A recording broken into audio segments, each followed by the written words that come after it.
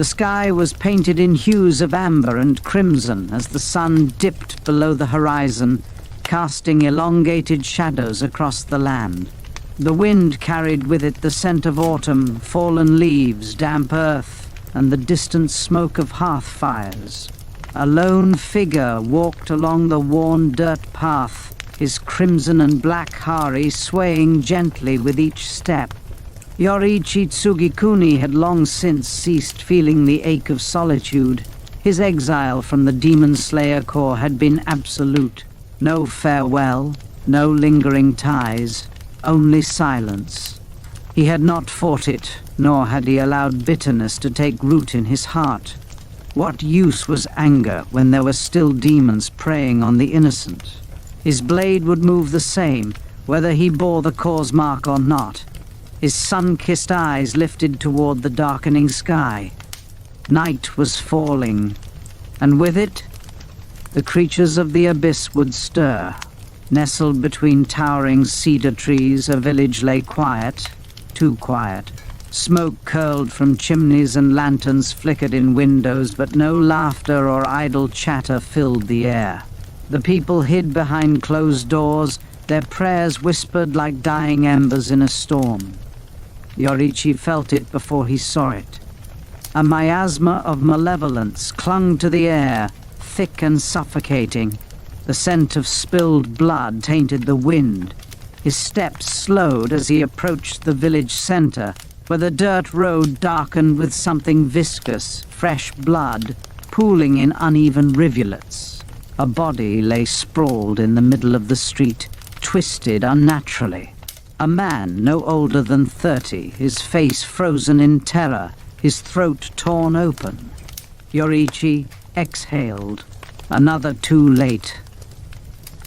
From the shadows of a nearby building, a child whimpered. Clutching the limp body of a woman, his mother, Yoriichi realized. His small hands trembled, his lips forming silent words as though praying she would wake. But there was no waking the dead. The child's eyes met Yoriichi's. There was no fear in them, only a hollow, pleading desperation. Monster. The child whispered, voice raw. It took them. It took everyone. Yoriichi closed his eyes, listening. A faint shuffle, the creak of old wood, the whisper of something inhuman breathing. He turned his head slightly. It was still here. The demon emerged from the darkness, its towering form grotesque against the faint lantern glow. Its skin was slick and dark, a twisted amalgamation of muscle and shadow. 4 elongated arms twitched eagerly, each tipped with claws that glistened with fresh blood. 6 eyes blinked in eerie unison, each one filled with insatiable hunger. And yet when those eyes settled on Yoriichi, something shifted. Recognition, wariness. You, the demon hissed, lips curling back to reveal jagged teeth. The man who should be dead. Yoriichi said nothing. He did not need to. The demon's claws flexed, and for the first time in centuries, it felt an emotion foreign to its existence. Fear. It was the scent of his blood, the blood of the sun itself. This is unexpected, the demon mused, though its voice wavered. They cast you out, didn't they? Even your own kind feared you. A twisted grin spread across its face.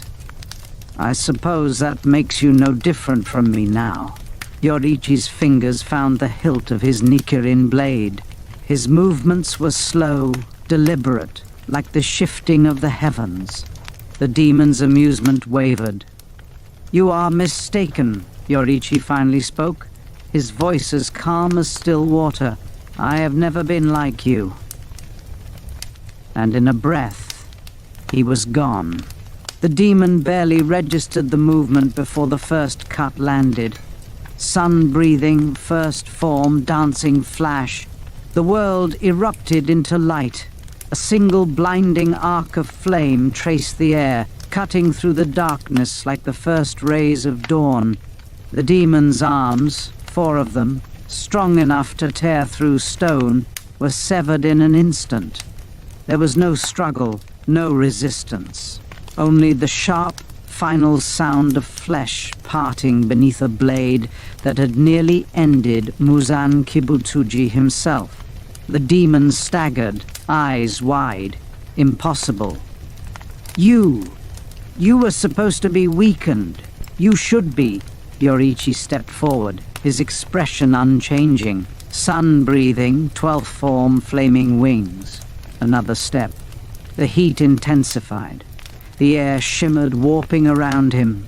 The demon choked on its next words, a realization dawning with horrifying clarity. It was not Yoriichi who had been weakened. It was them, all demons, who had always been too weak to stand before him.